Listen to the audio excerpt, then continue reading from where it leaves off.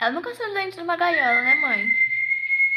Ah lá, quando foi cortar as asinhas dela, ela ficou agitada na gaiola. Na hora que abriu a gaiola e o Mikael colocou a mão lá dentro, ela ficou agitada. Aí ela machucou um pouquinho da asinha, mas aí nós passamos um remedinho ali. Que o Mikael tinha, eu nem sabia que tinha isso. É um remédio próprio. Eu acho que era do cachorro dele, sei lá, que tava aqui em casa. Aí ele passou ali na asinha dela. Aí ela bicou o dedo do Mikael, o Mikael colocou uma luva, ela bicou, fez um furaço no, no coisinho do Mikael, né?